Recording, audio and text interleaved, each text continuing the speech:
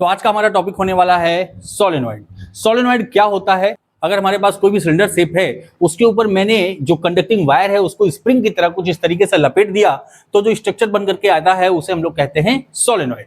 आप यहाँ पर देख पा रहे होंगे कि ये हमारे पास एक सिलिंड्रिकल रॉड है और इस रॉड के ऊपर मैंने ये जो कंडक्टिंग वायर है इसके ऊपर इस कंडक्टिंग वायर को वाउंड कर दिया है, लपेट दिया है स्प्रिंग की तरह, जैसे स्प्रिंग होती है। और फिर जो बनकर के ये तैयार हुआ इसी को हम लोग कहते हैं सोलेनॉइड। ठीक है ना? तो अब यहां पर हम लोग क्या करेंगे, इस सोलेनॉइड में करंट को फ्लो करेंगे कुछ इस तरीके से, इस डायरेक्शन में ऊपर की तरफ, यानी कि ये पीछे से घूम करके ऐसे आएगा, करंट ऊपर की तरफ जाएगा ये। ठीक है ना? इस डायरेक्शन में हमारा क्या है, करंट फ्लो हो रहा है और इस डायरेक्शन में यहां नीचे की तरफ आ रहा है। ठीक है ना? अच्छा, सबसे बड़ी बात यह है कि जो सोलेनॉइड है उसका हम लोग यूज क्यों करते हैं? तो सोलेनॉइड का यूज किया जाता है uniform magnetic field find out करने के लिए। यानी कि अगर हमें यूनिफॉर्म मैग्नेटिक फील्ड चाहिए तो हम लोग सोलेनॉइड का यूज करते हैं, क्योंकि यहां पर ना ही मैग्नेटिक फील्ड की डायरेक्शन चेंज होती है और ना ही उसका मैग्नीट्यूड चेंज होता है। तो अगर हमसे कभी पूछ लिया जाए कि इसका यूज क्या है, तो use produce uniform magnetic field. ठीक है? तो यहां पर जो मैग्नेटिक फील्ड होती है इस सोलेनॉइड के अंदर वो यूनिफॉर्म होती है। अगर मैं इसके एज से बाहर की बात करूंगा, वहां पर मैग्नेटिक फील्ड ऑलमोस्ट जीरो के बराबर होती है, यानी कि ना के बराबर होती है। ऐसा नहीं है कि एकदम नहीं होती, परफेक्टली जीरो होती है, लेकिन हाँ ऑलमोस्ट जीरो के बराबर होती है। अभी हम लोग उस पर बात करेंगे कि इसके बाहर जो मैग्नेटिक फील्ड होती है वो जीरो क्यों कंसीडर की जाती है। तो यहां पर अगर बात कर रहे थे हम लोग सोलेनॉइड को, तो सोलेनॉइड में मैंने बताया कि अगर आपके पास कोई भी सिलिंड्रिकल रॉड है, उसके ऊपर आपने वायर को कुछ स्प्रिंग की तरह वाउंड कर दिया, लपेट दिया, तो जो स्ट्रक्चर बना वही हमारा क्या है, सोलेनॉइड है। और इस सोलेनॉइड का जो यूज हम लोग करते हैं वो uniform magnetic field find out करने के लिए करते हैं। यानी कि अगर हमें यूनिफॉर्म मैग्नेटिक फील्ड चाहिए तो हम लोग सोलेनॉइड का यूज करते हैं। आप देखेंगे, आपने क्लास 10th में पढ़ा होगा कि इलेक्ट्रोमैग्नेट का यूज करने के लिए भी हम लोग किसका यूज करते हैं, यानी कि एक आर्टिफिशियल मैग्नेट अगर हम लोगों को बनाना होता है तो किससे बनाते हैं, सोलेनॉइड की हेल्प से बनाते हैं। अगर मैं इसके बीच में, इसके कोर में यानी एक्सिस के लॉन्ग अगर कोई भी एक सॉलिड मटेरियल रख दूं, सॉलिड मटेरियल का मतलब कि कोई भी मैग्नेटिक मटेरियल अगर रख देता हूं तो उसमें भी मैग्नेट की प्रॉपर्टी होल्ड करने लगती है। ऐसा हमने क्लास 10th में पढ़ा था। खैर, यहां पर हमको क्या करना है, क्लास 12th के अकॉर्डिंग हमें इसके बीच में जो मैग्नेटिक फील्ड है उस मैग्नेटिक फील्ड के लिए हमें डेरिवेशन फाइंड आउट करना है कि कितनी मैग्नेटिक फील्ड इसके अंदर एक्सिस के लॉन्ग प्रोड्यूस होगी। तो आइए जरा हम लोग एक्सिस के लॉन्ग इसकी मैग्नेटिक फील्ड प्रोड्यूस करते हैं। लेकिन उससे पहले मैंने आपसे कहा कि इनसाइड तो मैग्नेटिक फील्ड है, यानी कि मैग्नेटिक फील्ड इस सोलेनॉइड के अंदर तो है, लेकिन बाहर मैंने कहा कि इसके मैग्नेटिक फील्ड नहीं होती है। तो जरा आइए मैं बताता हूं इसे कि ऐसा क्यों होता है कि इसके बाहर कोई भी मैग्नेटिक फील्ड नहीं है। अब देखिए, जो स्ट्रक्चर आपको दिख रहा है, यानी कि फ्रंट वाला फेस आप लोगों को दिख रहा है, अगर मैं इस सोलेनॉइड को बीच से ऐसे कट कर दूं, यानी कि जो आगे वाला पोर्शन है इसको बीचों बीच से, जो बेस है इसको बीचों बीच से ऐसे कट कर दूंगा, तब जो आप लोगों को स्ट्रक्चर दिखाई देगा वो कुछ इस तरीके का दिखाई देगा। देखिए, आपको जो कट करने के बाद स्ट्रक्चर दिखाई देगा वो कुछ इस तरीके का दिखाई देगा। अच्छा, एक बात और, यहां पर आप देख रहे हैं कि जो करंट की डायरेक्शन है वो कुछ इस डायरेक्शन में, यानी कि जिस पोजीशन पर मैं खड़ा हूं वहां पर जो करंट है वो एंटी क्लॉकवाइज है, यानी कि ऊपर के साइड में करंट परपेंडिकुलर, इस बोर्ड के परपेंडिकुलर इनवर्ट डायरेक्शन में जा रही है, और यहां पर जो नीचे वाला हमारे पास एज है, यहां पर जो करंट है वो परपेंडिकुलर आउटवर्ड डायरेक्शन में आ रही है। अगर मैं यहां पर इसे रिप्रेजेंट करना चाहूं तो कुछ इस तरीके से करूंगा। देखिए, परपेंडिकुलर आउटवर्ड आ रही है, इसका मतलब इसे मैं कुछ इस सिंबल के साथ रिप्रेजेंट करूंगा। ठीक है, डॉट के सिंबल के साथ। कोई जरूरी नहीं है कि मैग्नेटिक फील्ड लाइन को रिप्रेजेंट करने का ही तरीका है, जो भी चीज किसी भी प्लेन के परपेंडिकुलर इनवर्ड या आउटवर्ड डायरेक्शन में होगा हम उसे इसी तरीके से रिप्रेजेंट करते हैं। ठीक है, और यहां पर देखिए मैंने ये रिप्रेजेंट कर दिया क्रॉस के साइन से। जो करंट की डायरेक्शन है वो इस बोर्ड के परपेंडिकुलर इनवर्ड डायरेक्शन में। ठीक है ना?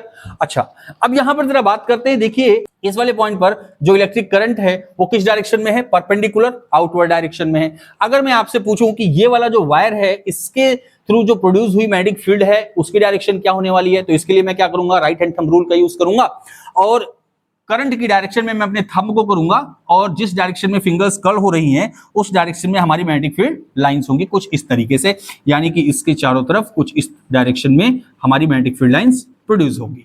और यही डायरेक्शन हमारे इस वाले वायर के लिए भी होगी कुछ इस तरीके से। देखिए, ऐसे ही तो होगी, ये जो मैग्नेटिक फील्ड लाइंस की डायरेक्शन है कुछ इस तरीके से होगी। अब अगर मैं बात करूं कि ये जहां पर हमारी करंट की डायरेक्शन परपेंडिकुलर इनवर्ट डायरेक्शन में है वहां पर मैग्नेटिक फील्ड लाइंस की डायरेक्शन क्या होगी, तो देखिए मैं थंब को अपने परपेंडिकुलर इनवर्ट डायरेक्शन में करूंगा और इस डायरेक्शन में कर्ल करूंगा, तो हमारी जो मैग्नेटिक फील्ड लाइंस की डायरेक्शन होगी वो कुछ इस डायरेक्शन में होगी। देखिए ऐसे, ठीक है ना। और इस वाले वायर में भी जो करंट फ्लो हो रही है उसके लिए जो मैग्नेटिक फील्ड की डायरेक्शन होगी वो भी कुछ इसी डायरेक्शन में होने वाला। अब यहां पर आप देख पा रहे होंगे, अगर मैं दो वायर्स के बीच जो मैग्नेटिक फील्ड है उसकी बात करूं तो यहां पर आप देख रहे हैं कि दोनों मैग्नेटिक फील्ड लाइंस की जो डायरेक्शन है वो एक दूसरे के क्या है, अपोजिट है। अब आपको पता है कि मैग्नेटिक फील्ड लाइंस कभी भी एक दूसरे को इंटरसेक्ट नहीं करती हैं, इसका मतलब ये क्या कर देंगी, एक दूसरे को कैंसिल आउट कर देंगी। ठीक है, ये मैग्नेटिक फील्ड लाइंस यहां पर एक दूसरे को कैंसिल आउट कर देंगी अगर एक मैग्नेटिक फील्ड लाइंस और मैं ड्रॉ करता हूं, या फिर मैं ये कहूं कि इस वाले पोजीशन पर कोई भी मैग्नेटिक फील्ड नहीं होगी। ठीक है, इसी तरीके से यहां पर भी कोई मैग्नेटिक फील्ड नहीं होगी यहां पे, यानी कि हर एक वायर के बीच में यहां पर ये जो लोकेशन आपको मैं इंडिकेट कर रहा हूं यहां पर कोई भी मैग्नेटिक फील्ड्स नहीं होंगी, क्योंकि इस वायर में जो करंट फ्लो हो रहा है उसकी डायरेक्शन की वजह से जो मैग्नेटिक फील्ड की डायरेक्शन है वो एक दूसरे के अपोजिट है, इसलिए वो एक दूसरे को कैंसिल आउट कर देती है। और इसीलिए मैंने कहा कि इसके बाहर कोई भी मैग्नेटिक फील्ड नहीं होती। ऑलमोस्ट वो किसके बराबर होती है, जीरो, यानी परफेक्टली जीरो नहीं होता है, ऑलमोस्ट जीरो होता है। अगर मैंने मान लिया कि इस सॉलिनॉइड के अंदर मैंने कहा कि जो मैग्नेटिक फील्ड है वो है 10 टेस्ला, तो इसके बाहर जो मैग्नेटिक फील्ड होगी वो 0.001 टेस्ला के बराबर होगी। तो अगर इसका मैं कंपेयर करूं तो ऑलमोस्ट ये क्या निग्लिजिबल है, यानी कि ना के बराबर या जीरो हम कंसीडर कर सकते हैं। तो यही रीजन है कि हम लोग ये कहते हैं कि किसी भी सॉलिनॉइड के बाहर जो मैग्नेटिक फील्ड होती है वो ऑलमोस्ट जीरो के बराबर होती है। ठीक है ना। तो चलिए अब जो हमारा मेन पर्पस है इस टॉपिक का कि हमें इस सॉलिनॉइड के अंदर उसके एक्सिस के अलोंग जो मैग्नेटिक फील्ड है उसके लिए हमें डेरिवेशन करना है, उसके लिए हमें इक्वेशन फाइंड आउट करनी है। तो आइए जरा हम लोग करते हैं। तो मैंने ये जो आपके सामने सॉलिनॉइड रखा है ये वैसा ही है जैसा मैंने यहां पर कट करके रखा था, कुछ इसी तरीके से है। और जरा सा मैं यहां पर जो डायरेक्शन है वो मैं ड्रॉ कर देता हूं करंट की। तो करंट की डायरेक्शन इस वाले एंड पर परपेंडिकुलर इधर थी, आउटवर्ड डायरेक्शन में थी। ठीक है, इस वाले पोजीशन पर परपेंडिकुलर इनवर्ड डायरेक्शन में थी। तो ये भी मैं ड्रॉ कर दे रहा हूं। अच्छा, अब मैंने यहां पर ऐसा मान लिया कि ये जो मेरे पास सॉलिनॉइड है उसकी लेंथ कितनी है, तो उसकी लेंथ मैंने मान लिया कि ये है कैपिटल एल। ठीक, अच्छा, और ये जो नंबर ऑफ टर्न्स हैं जो वायर, यानी कि आपने देखा ना स्प्रिंग में जो टर्न्स होते हैं सॉलिनॉइड में, वो जो नंबर ऑफ टर्न्स हैं मैंने ऐसा मान लिया कि कैपिटल एन टर्न्स इस पूरी सॉलिनॉइड में है जो कि एल लेंथ की है। अगर मैं आपसे कहता हूं कि ये जो मेरी सॉलिनॉइड है मैंने कहा कि ये 10 मीटर लॉन्ग है, डन, और इस 10 मीटर लॉन्ग में मैंने कहा जो नंबर ऑफ टर्न्स हैं वो मेरे पास 500 है। नंबर ऑफ टर्न कितने हैं, ये हैं 500, और मैं ऐसा एज्यूम कर रहा हूं सिर्फ आपको कुछ समझाने के लिए। मैंने कहा कि जो टोटल नंबर ऑफ टर्न्स हैं इस 10 मीटर लेंथ की सॉलिनॉइड में वो 500 है।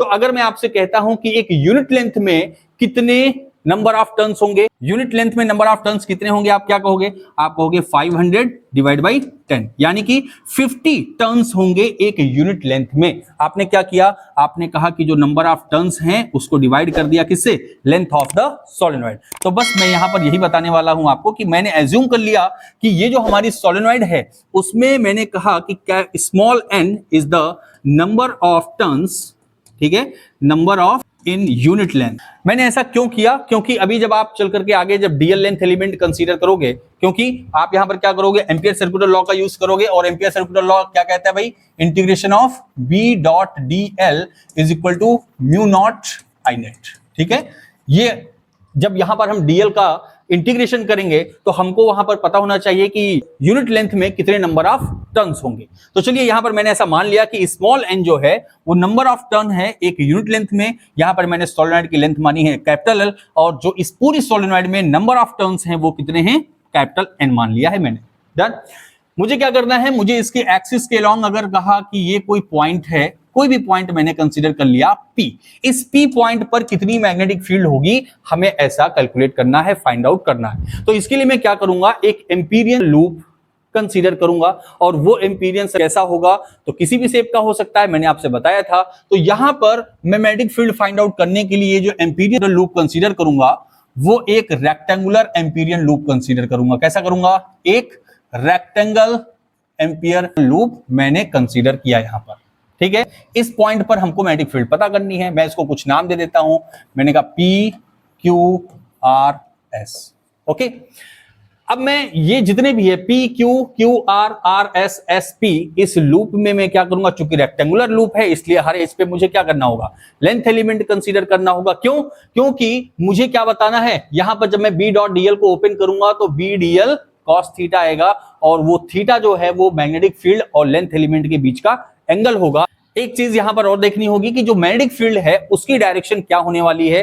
तो जरा ये यहां से हम लोग देख लेते हैं कि मैग्नेटिक फील्ड की डायरेक्शन क्या होगी। यहां पर अगर मैग्नेटिक फील्ड की डायरेक्शन हम लोगों को बतानी है तो हम लोग यहां पर उस सर्कुलर लूप में जिस तरीके से हमने मैग्नेटिक फील्ड की डायरेक्शन पता की थी उसी तरीके से यहां पर पता करेंगे। यानी कि मैं अपनी फिंगर्स को करंट की डायरेक्शन में कर्ल करूंगा, थंब जिस डायरेक्शन में होगा उस डायरेक्शन में हमारी मैग्नेटिक फील्ड होगी। तो यहां पर आप साफ साफ देख पा रहे हैं कि जो करंट की डायरेक्शन है वो कुछ इस डायरेक्शन में है और जो मैग्नेटिक फील्ड की डायरेक्शन है वो किस डायरेक्शन में होने वाली है, इस डायरेक्शन में। यानी कि मैग्नेटिक फील्ड की जो डायरेक्शन होगी वो कुछ इस डायरेक्शन में होगी। ठीक है, तो यही वाला सोलेनॉइड हमने यहां पर भी कंसीडर किया है। तो यहां पर भी जो मैग्नेटिक फील्ड लाइंस की डायरेक्शन होगी वो किधर होगी, इस डायरेक्शन में होगी। ठीक है, अगर मैग्नेटिक फील्ड की डायरेक्शन ये होने वाली है तो यहां पर अगर मैं कोई भी लेंथ एलिमेंट कंसीडर करूंगा डीएल, तो मुझे लेंथ एलिमेंट डीएल और जो मैग्नेटिक फील्ड की डायरेक्शन है उसके बीच का एंगल 0 कंसीडर करना होगा। इसीलिए मैंने जो डीएल लेंथ की डायरेक्शन कंसीडर की है वो मैग्नेटिक फील्ड की डायरेक्शन में किया है, ताकि यहां पर इसके बीच का एंगल 0 हो जाए। क्योंकि जब मैं बी डीएल कॉस थीटा करूंगा तो कॉस 0 की वैल्यू 1 होगी। ठीक है, तो यहां पर मैंने कहा कि जो पी क्यू एज है हमारा, उसमें जो लेंथ एलिमेंट है वो कुछ इस डायरेक्शन में है। इसी के साथ साथ मैंने अगर कहा कि ये वाला जो हमारा पी एस जो हमारा एज है, इस पे मैंने यहां पर लेंथ एलिमेंट कंसीडर किया, तो लेंथ एलिमेंट और मैग्नेटिक फील्ड यहां पर जो इसके बीच का एंगल होगा वो कितना होगा, तो 90 डिग्री का होगा। ठीक है, यहां पर इसी तरीके से अगर मैं एस और आर के बीच में इस पॉइंट पर मैं कोई भी लेंथ एलिमेंट डीएल कंसीडर करूंगा, तो देखिए लेंथ एलिमेंट मैं इस डायरेक्शन में कंसीडर कर रहा हूं और जो मैग्नेटिक फील्ड है वो इस डायरेक्शन में है। यानी कि यहां पर जो थीटा होने वाला है वो कितना होगा, 180 डिग्री के इक्वल होगा। इसी तरीके से फिर मैं आर और एस में अगर कैलकुलेट करूं तो जो लेंथ एलिमेंट है वो कुछ इस डायरेक्शन में है, तो यहां पर जो थीटा होगा वो कितना होगा, 90 डिग्री का होगा। ठीक है, अब यहां पर आप देख रहे हैं कि ये जो हमारा एम्पियर लूप है उसमें आपने चारों एज के लिए जो मैग्नेटिक फील्ड और लेंथ एलिमेंट का बीच का एंगल है ये आपने फाइंड आउट कर लिया है। अब मैं अप्लाई करने जा रहा हूं क्या, एम्पियर सर्कुलर लॉ। अब अगर एम्पियर सर्कुलर लॉ में अप्लाई करूंगा तो भाई यहां पर हमारे पास 4 एज हैं, ठीक है, 4 एंगल्स हैं, तो मुझे यहां पर अलग अलग तरीके से इसको बी डॉट डीएल को अप्लाई करना होगा। यानी कि सबसे पहले अगर मैं लेता हूं किसके लिए, पी क्यू के लिए या क्यू पी के लिए, मैंने लिया क्यू पी, तो ये हो जाएगा बी डी एल कॉस 0।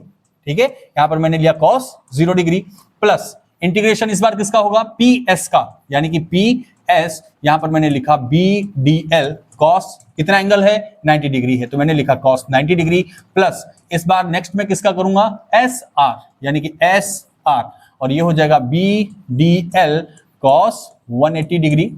इसी के साथ जो लास्ट वाला है हमारा आर क्यू, यानी कि इंटीग्रेशन मैंने किया आर से क्यू तक, और ये होगा बी डी एल कॉस कितना है, 90 डिग्री, और ये बराबर किसके होगा, mu naught I net. I net का मतलब क्या है, total current in the solenoid. ठीक है, ये total current in the solenoid है, उसको मैंने आई नेट लिखा हुआ है। अब यहां पर आपको पता है, देखिए कि जो हमारे पास cos 90 होता है, cos 90 की वैल्यू कितनी होती है, तो इसकी वैल्यू 0 होती है, ये कैंसिल आउट हो जाएगा, हट जाएगा। यहां पर अगर मैं कहूं कि cos 90 की वैल्यू फिर से 0 है तो ये हट जाएगा, लेकिन cos 0 की वैल्यू कितनी होती है, 1 होती है। इसका मतलब जो हमारे पास इंटीग्रेशन होगा वो कहां से कहां तक होगा, Q से P तक। ठीक है, और ये हो जाएगा B d l is equal to mu naught I net. Okay, अब यहां पर मैं अगर कहूं आपसे, तो इस वाले पॉइंट पर यानी एक्सिस पर कोई भी पॉइंट अगर कंसीडर कर लिया जाए तो हर एक जगह पर मैग्नेटिक फील्ड हमारी क्या रहेगी, कांस्टेंट रहेगी, सेम रहेगी। ये बी हम बाहर कर लेंगे, तो यहां पर जो इंटीग्रेशन होगा सिर्फ किसका होगा, डीएल का होगा। अच्छा, यहां पर ये जो म्यू नॉट है, अब इसके बाद मुझे क्या लिखना है, आई नेट। ये अभी तक मैंने क्या लिखा था, आई नेट यानी total current in the solenoid. लेकिन हमें क्या करना है, हमें तो सिर्फ इस एम्पीरियल लूप पर ये कितने नंबर ऑफ टर्न्स हैं, इसमें जो करंट फ्लो हो रही है, मुझे ये फाइंड आउट करना है। तो इसके लिए मैंने माना नहीं, मैं यहां पर कंसीडर कर लेता हूं कि जो एम्पीरियल लूप है हमारा, इसकी जो लेंथ है वो स्मॉल एल है। ठीक है, और इस स्मॉल एल के अंदर कितनी करंट फ्लो हो रही है, मुझे सिर्फ इससे मतलब है, मुझे इस वाली करंट से मतलब नहीं है, सिर्फ मुझे इस वाले करंट से मतलब है कि ये कितना होगा। ठीक, तो देखिए यहां पर मैंने पता किया था कि स्मॉल एन क्या था, small n is the number of turns in the unit length, यानी यूनिट लेंथ के अंदर नंबर ऑफ टर्न्स थे। तो अगर यूनिट लेंथ यानी कि 1 के लिए अगर मुझे पता है, तो मैं अगर कहूं कि स्मॉल एल लेंथ में कितने नंबर ऑफ टर्न्स होंगे, तो मैं क्या कहूंगा, तो यहां पर देखिए मैं कहूंगा number of turns in L length. तो क्या करना पड़ेगा हमें, यहां पर एन से एल का मल्टीप्लाई कर देना होगा। मैंने कहा कि ये L लेंथ हमने कंसीडर किया है और एक यूनिट लेंथ में जो नंबर ऑफ टर्न्स हैं वो स्मॉल n है, तो अगर L लेंथ की मैं बात करूंगा तो L से n का मल्टीप्लाई कर दूंगा तो इस L लेंथ में टोटल नंबर ऑफ टर्न्स मेरे पास आ जाएंगे।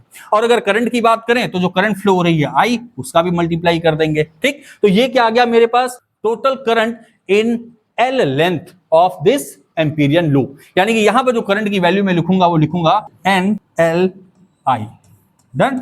और यहां पर देखिए जब इस डीएल लेंथ एलिमेंट का मैं इंटीग्रेशन करूंगा तो इंटीग्रेशन किसके बराबर आएगा भाई, L के ही तो बराबर आएगा, इससे ज्यादा तो आ नहीं सकता है। तो यहां पर जो इंटीग्रेशन के बाद आएगी वैल्यू वो होगी B into l is equal to mu naught NLI।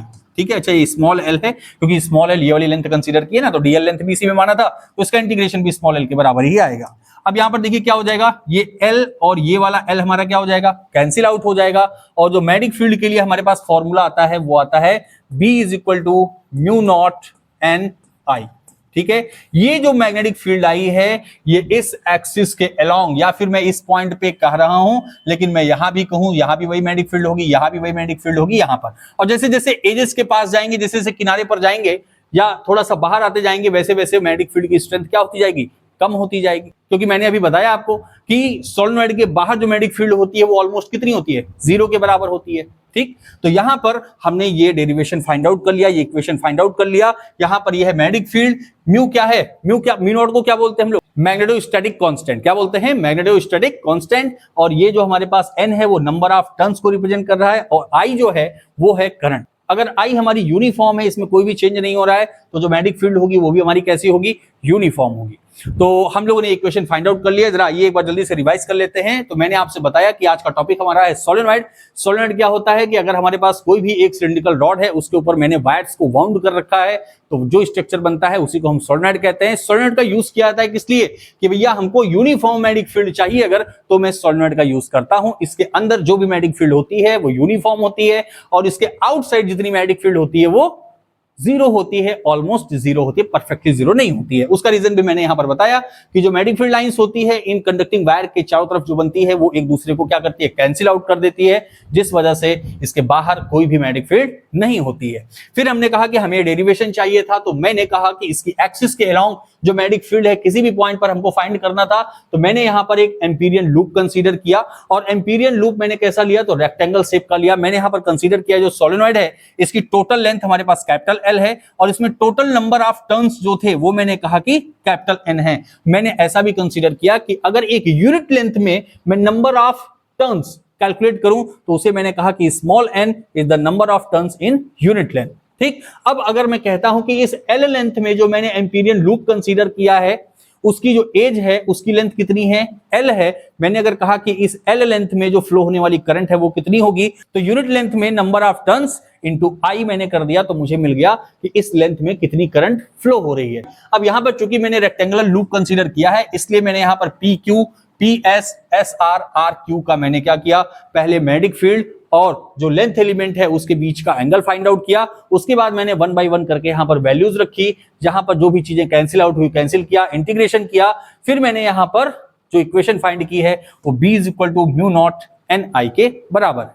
तो मैं उम्मीद कर रहा हूं कि आप पिछले टॉपिक्स को भी कवर करते हुए चल रहे हैं, आप लोगों को अच्छा लग रहा है, समझ में आ रहा है, तो प्लीज इसको लाइक भी करते चलिए, मेरे चैनल को सब्सक्राइब भी करिए। मिलते हैं हम लोग अगली वीडियो में, तब तक के लिए थैंक यू वेरी मच।